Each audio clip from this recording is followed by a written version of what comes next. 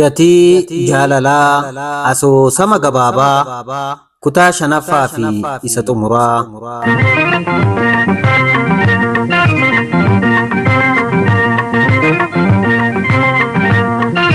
Daawwattoota kabajamtoota dhaggeeffattootaa fi hordoftoota keenya hundumti keessanuu akkam nagaa keessanii? Nagaaf araarri Waaqayyoo isiniif haa baay'atu isiniin jechaa. Asoosamni keenya gabaabaan mata dureen isaa gatii jaalalaa akka armaan gadiitti dhiyaata. Warreen haaraa taatan kutaa 1ffaa, 2ffaa, 3ffaa, 4ffaa daawwachuu hin dagatinaa. Chaanaalii keenyas subscribe nuuf gochuun tumsa keessan nutti agarsiisaa isiniin jenna.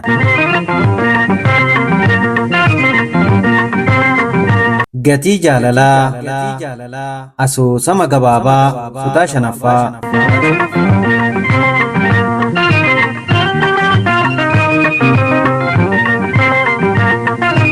Karaa biraa ammoo maallaqa taaksii irraa argamu walakkaatti hir'isuun maatii ofii saamutti bobba'e.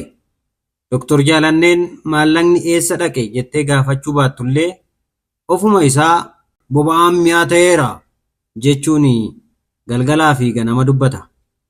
Isheen fayyaalummaa waan qabduu fi akka rakkina hin qabne hamma danda'u qofa akka hojjetu sanatti Waaqayyoon akka galateeffatan dubbatti. Leellisaan kanumarra darbee amaloota gadhee namarraa hin eeggamne calaqqisiisuu jalqabe. Isheen ammas hundumaa dandeessee jireenya gara fuulduraatti dhiibuutti fuftee jirti. Ta'us yeroodhaa yerootti haalli jiruu kun Dr. Jaalanneetti bitaa galaa dhufe. Yeroo mara walii galanii jiraachuun matumaa ulfaachaa dhufe.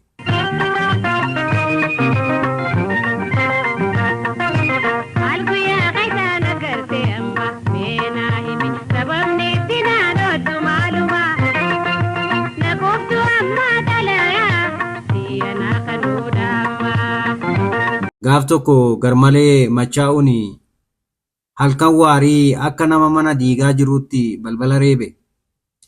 Dr. Jaalanneen hirriibaa baannantee gaafa balbala bantu Leellisaadha.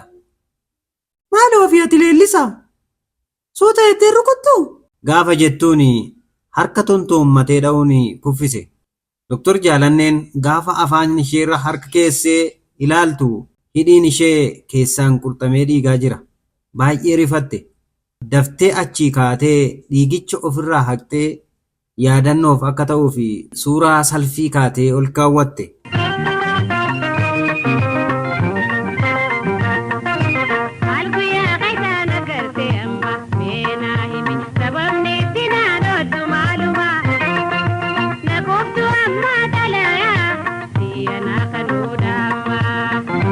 Leellisaan safuu wanta jedhamu irraanfateera. Nama biyyi barsiisee dhalootaaf fakkeenya taate kan maatiin akkasumas uummanni Oromoo akka qaroo ijaatti ilaalu. Yoo fedhe arrabsaa itti qoosaa, yoo fedhe rukutuun gochaa hiriyoonni isaa godhan innis itti fufe. Egaa har'as akkaa fi akkattuu lafti bari'eera. Dr. Jaalanneen waan ishee miidhe gaafa itti agarsiistu bifa tuffiitiin rukutamuun waan haaraa kam ta'e jedhe. Dr. Jaalanneen dubbii fi haala isaa gaafa hubattu ni rifatte. Dhiifama na gaafate jettee eegde malee deebii akkasii tasuma isarraa hin eegne ture.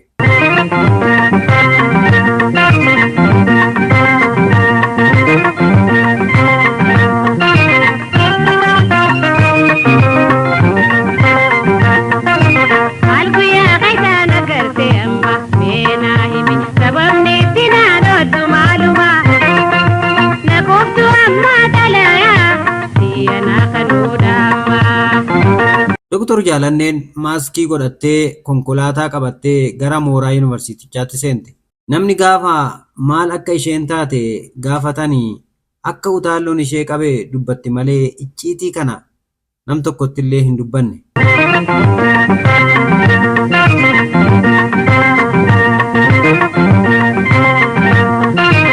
Dr. Jaalanneen itti gaafatamummaa qabaattus rakkoolee hawaasaa beekumsa isheen furaa ooltus gaafa mana isheetti galtu nama baratee kutaa 9 hin dabarreen reebamti. Haalli kun baay'ee isheetti dhaga'ama. Kanas ammoo jaalalatu ishee jilbiiffachiise malee Dr. Jaalanneen eenyufiyyuu nama jilbiiffatu hin turre.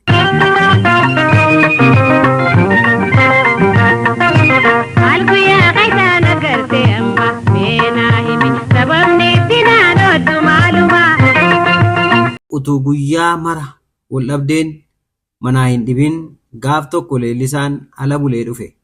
Gaafa isheen maal taate?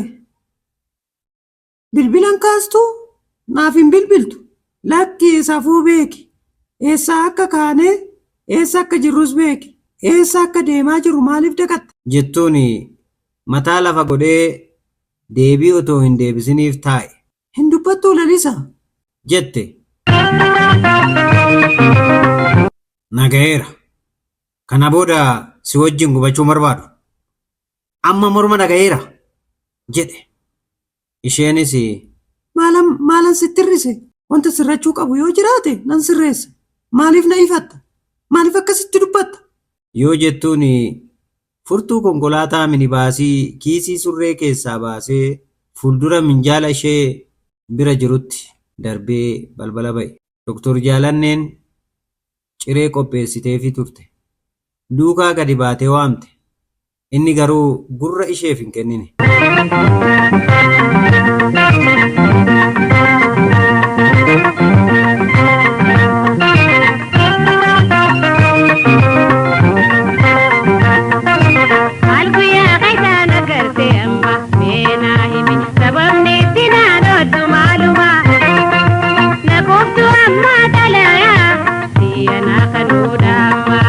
Dr. Jaalanneen akka guyyaa sanaatti jireenya ishee keessatti gadditees aartees hin beektu.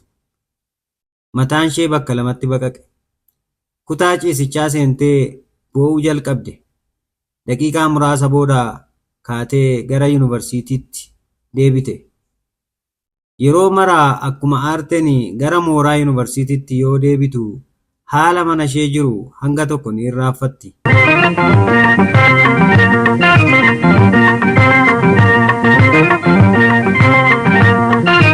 Leellisaan erga manaa ba'e kunoo har'a ji'a tokko guuteera. Gaafa Dr. Jaalanneen bilbiltuu fi yoo fedhe bilbila kaasee narraa taa'i anaan jireenyi kee nagayeera maaliif nan hubanne ati jedhee otoo haasoftuu bilbila irratti cufa.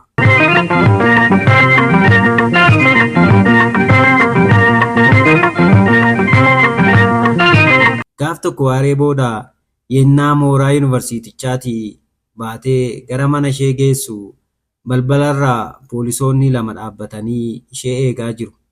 Akkuma konkolaataa fuullee balbalaa dhaabden nagaa gaafatanii xalayaa mana abbaa murtiitii dhufe itti kennuun guyyaa beellamaa akka dhiyaattu itti himani. Xalayichi dhimma hiikaa gaa'elaaf himata abbaa manaa isheetiin irratti banamedha.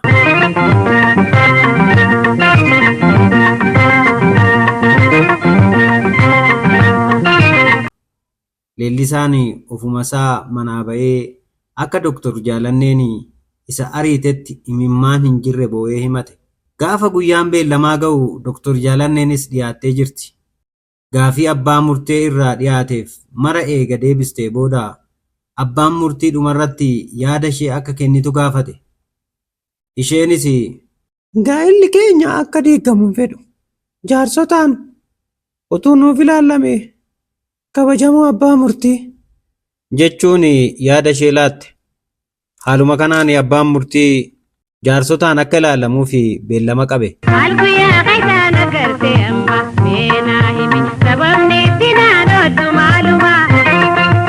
Guyyaan beellama itti aanus ga'ee jarri lameenuu dhiyaataniiru. Akka Dr. Jaalanneen yaadde dubbiin hin taaneef fedha ishee malee gaa'elli akka diigamu ta'eera. Abbaan murtii qoodamiinsa waa'ee qabeenyaa ilaalchisee jaarsotaan akka ilaalamee gargar ba'u ajaja dabarsaniiru. Gargar ba'u ajaja dabarseera. Qabeenyi waliin qaban gaafa ilaalamu minibaasii 2 kan ture tokko ta'eera. Isa tokko utuu Dr. Jaalanneen hin beekin bakka bu'ummaa maatii waan qabuuf gurguree maallaqa gara dabarseera. Yeroo ammaatti kan jiru konkolaataa isheen biyya alaatii fidattee fi minibaasii tokko qofa ture. Dr. Jaalanneen gaafa minibaasiin gurguramuu dhageessu leellisaan daba guddaa akka irratti hojjechaa ture bartee jirti.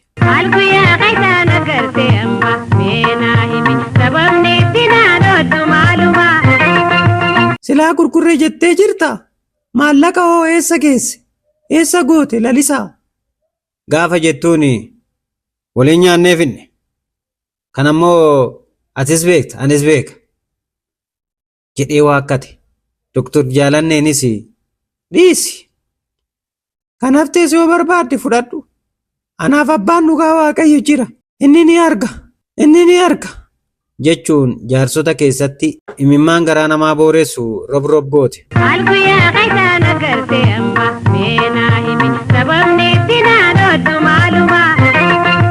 Leellisaan gara jabinnaan konkolaataan isheen qabattes minibaasiin kunis gurguramee waan nu ga'u qixxeetti nuuf haa laattamu nuuf haa qooddamu jedhee morme. Jaarsonni garuu dhugaa jirtus daba isaas argaa waan jiraniif akka seera aadaaf duudhaa Oromootti dubartii danquun sirrii miti jechuun leellisaatti dheekkamanii akka inni minibaasii qofa fudhatu taasisan. Maallaqa bira jirus isheen gaafa akka irraa fuudhaniif gaafattu ni waakkate. Akka jaarsaatti isaanis akka kakatu godhan.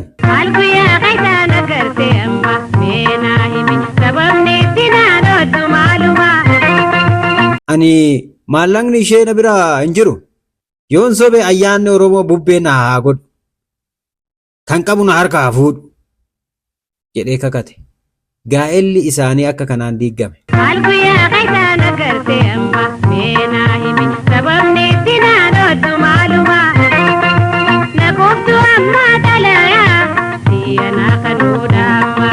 Dr. Jaalanneen mana galtee waan keessa dabarte of duuba deebitee yaaduu eegalte. Jireenya ishee keessatti rakkoo mudate mara. Hawwiin isheen fageenyatti abjootaa turte gaafa dukkanaa'uu isaa argitu imimmaaniin fuula dhiquu eegalte. Dr. Jaalanneetti jireenyi harkatti jedhe. Wanti yaadde marti akka baala mukaa waqtii bonaa harca'uu utuu ilaaltuu jalaa sokke.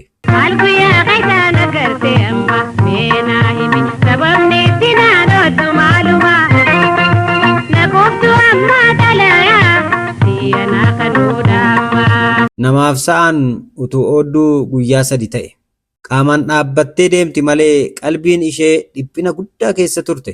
Namaaf ilaalcha gaarii qabaachuu malee gaaf tokko sammuu isheetti hammeenya yaaddee kan hin beekne Dr. Jaalanneen gaafa namni akkanatti ishee miidhu yoo argitu, yaa Waaqayyo, qorumsi maaliif natti baay'ate? Cubbuun godheen maali laata?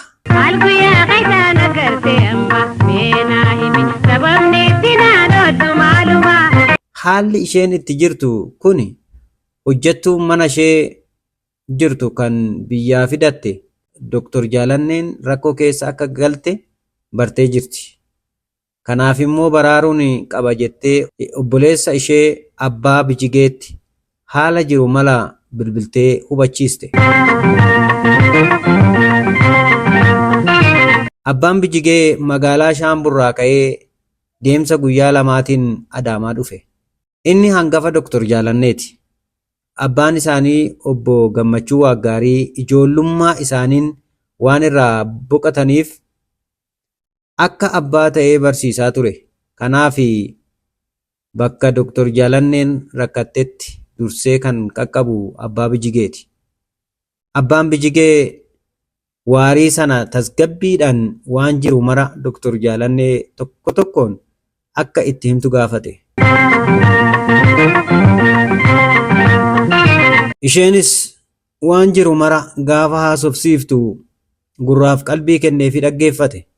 Iddoo tokko tokkotti ammoo mataa isaa raasaa ija ishee keessa ilaalaa dhaggeeffate. Dr. Jaalanneen waan tokkollee hambistee hin qabdu. Hunduma isaa dhiphina jiru malli akka jalaa badee jiru hundatti himte. Abbaan Bijigee dhumarratti Tole jechuun haasaa eegale.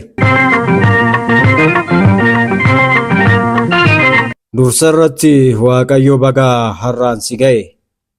Anaanis akka wal arginu godhe.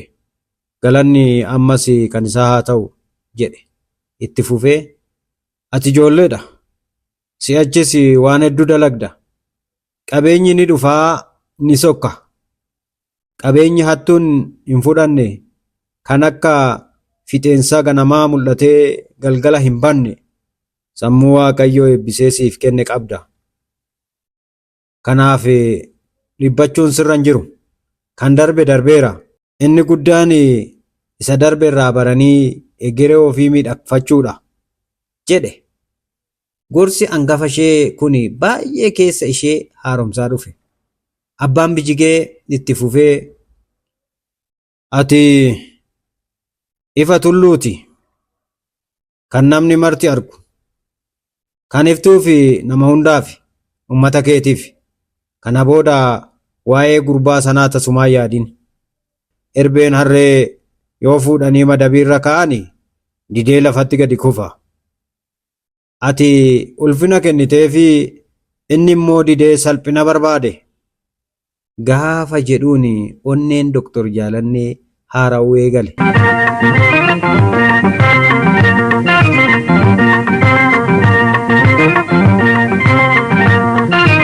Abbaan Bijigee gorsa hin fixanne. Jireenyi fuuldura kee jiru ifaadha. Namoonni baay'een gargaarsa barbaadanii gara kee ni dhufu. Abdiin daa'ima keenyaa sirra ta'eera. Lafa ati geesse kana ga'uuf abjootaa jiru. Cimanis akkuma si'i ijoollummaatti barachaa jiru. Kanaaf jabaadhu. Waaqayyo gatii dadhabbii keetii, gatii jaalalaa akka kafalu ammoo hin irraanfatin. Tole jedhe Doktor Jaalanneen. Tole hin irraanfadhu jette. Dhuma irratti abbaan Bijigee nuti nama hin miinu, miinees ammoo hin beeknu. Kanaaf keenya lolaan Waaqa, sanyii too, kormee too, hambaa abbaa kootii jabaadhu. Tole jedhee dubbii isaa xumure. Abbaan Bijigee waan irraanfate tokko yaadate. Ilaamee wanti beekuu qabdu gara laafummaa kana kan dhaalte maatuma keenya irraa ture. Akki nuti itti guddannetu akkana. Kana ta'uu keenyaaf ammoo tasumaan gaabbinu. Nuti sanyii warra nama miidhaniirraa otoo hin taane sanyii garraamummaan guutamerraa dhalanne. Kanaaf tole jabaadhu jedhee gaabii uffachaa ture sana gateettutti darbatee qilleensa fudhachuuf gara alaa ba'e. Doktor Jaalanneen gorsa hangafa ishee qalbiitti fudhachuun gaddicha irraanfatte.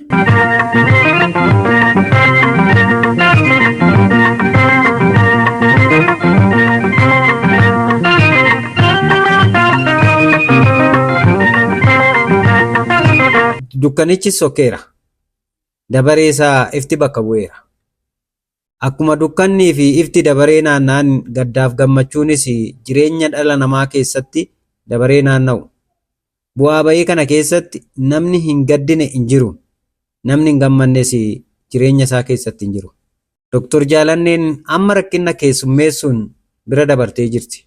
Akka biiftuu ganamaa abdiin ishee mataan mul'ateera. Jireenya ishee keessatti waan miidhamte kana namni biroo akka hin miidhamnee fi kitaaba mata dureen isaa gatii jaalalaa jedhu barreessuu jalqabde.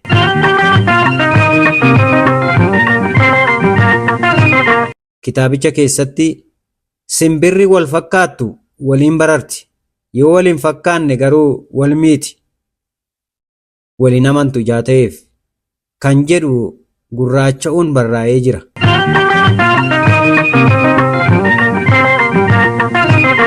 Karaa biraa leellisaadhaaf jireenyi isaa duraa caalaa waan mijaa'e fakkaata. Daa'imaa fi haadha manaasaa haaraa wajjin akka gaarii gammachuun guutamee jiraachaa jira.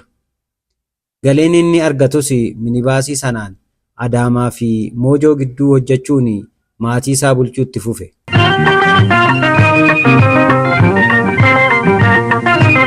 Waarii gaaf tokko magaalaa Moojoo irraa uummata qabatee utuu saffisaan imalaa jiruu naannoo hoteela Karrayyuu yoo gahu konkolaataa Haayilaandar jedhamu kan boba'aa fi elektirikiin hojjetu tokko garmaree rukutuun balaa qaqqabsiise. Namoonni gabbiinaa taa'aa turan isa dabalatee balaa cimaan isaanirra qaqqabeera. Balaa kanaafis yoo ija seera tiraafikaan ilaallamu balleessaan Leellisaa ture.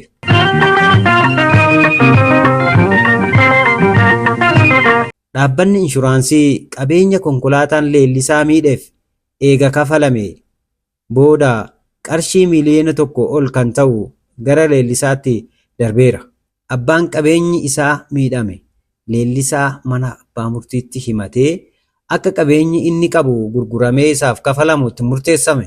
Leellisaan qabeenya biraa waan hin qabnee fi konkolaataa minibaasii sana akkuma miidhamtee jirtutti tilmaamni itti ba'ee gurguruun abbaa qabeenyichaatiif kafale.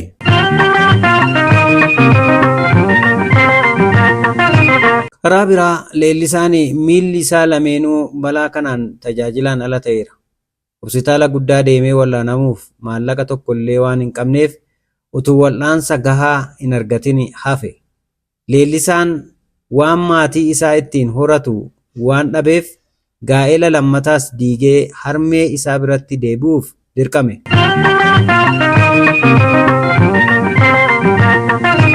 Waggaa tokko booda Dr. Jaalanneen utuu daandii Alii Birraa irra konkolaachisaa jirtu nama wiilcheeriidhaan deemaa kadhatu tokko argite. Suuta jettee gaafa mil'attu Leellisaa ta'uu barte. Dr. Jaalanneen baay'ee gaddite. Ija isheen guuttattee laaluu hanga dadhabdutti geesse. Rifaatuun qaama ishee mara weerare. Akka nama hin argineetti foddaa konkolaataa ol cufattee bira dabarte. Dr. Jaalanneen jaalala dhugaa kan ijoollummaa waan isaaf qabduuf gaaf tokkollee hamaan akka irra ga'uuf yaaddee hin beektu. Yennaa har'aa inni akkas ta'ee argitu har'as akkuma kalee imimmaan ishee hudhaa ture. Obboleessi ishee waan abbaan bijigee jedhe suni fuuldura ishee dhufe. Gara laafummaa kan naalle nuti maatii keenyarraayi kan jedhu amma sammuu isheetti dhaga'ama. Dr. Jaalanneen beellama qabdu dhiistee gara manaatti deebi'uun eega takkaa boqattee booda yaadannoo ishee irratti namni tokko yoo si miidhe si jijjiiruu danda'a. Miidhaan isaa si gufachiisuus danda'a. Garuu ifa ta'uu fi biiftuu ta'uu keetiin deebitee ijaaramuu si dhowwuu hin danda'u jettee barreessitee ol keesse.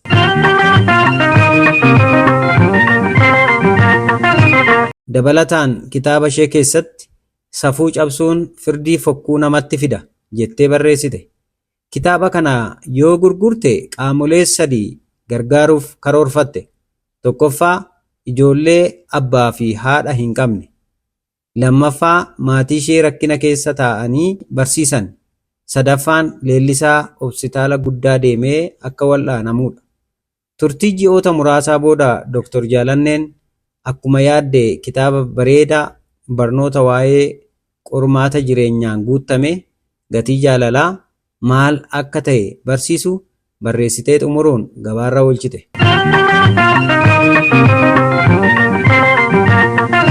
Kitaabichi barsiisaa waan ta'eef ispoonsaroota hedduu argachuudhaan horii guddaatti gurgurame. Sana booda akkuma karoora isheetti qaamolee 3niifuu gumaacha maallaqaa goote.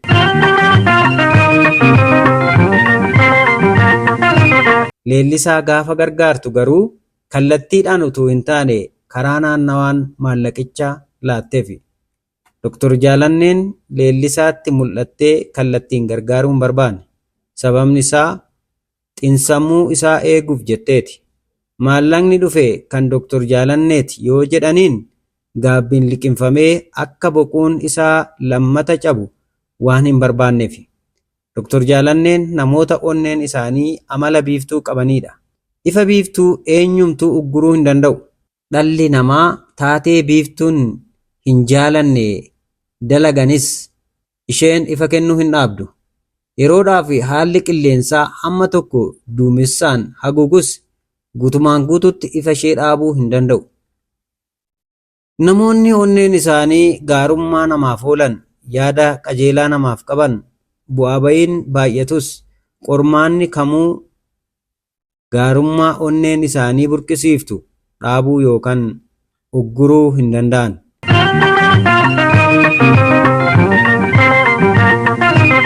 Dabalataanis addunyaa kanarratti namoonni jaalala dhugaa nama jaalatan hagoodha. Namoonni akkasii jaalalli isaanii hanga dhumaatti malee yeroo fi qabeenyaan kan daanga'e miti. Onneen isaanii al tokko namoota daba hojjetaniin, al tokko madaa'aa, al tokko fayyuun gaarummaa isheetti fufti. Namoota akkasii keessaa tokko Dr. Jaalanneedha. Yeroo hunda yaada qajeelaa qabaachuun bu'aa buufachuurraa kan hafe kasaaruun hin jiru. Gaarummaa namaaf ooluun, dhala namaa kabajuun, uumaa ofii maaliif akka nu uume beekuun, qormaanni jireenya keessatti hangam yoo heddummaates nu kuffisuuf yookiin nu balleessuuf utuu hin taane nu jabeessuuf akka dhufu beekuun bara jiraattu keessatti boqonnaa sammuu akka qabaattu si taasisa.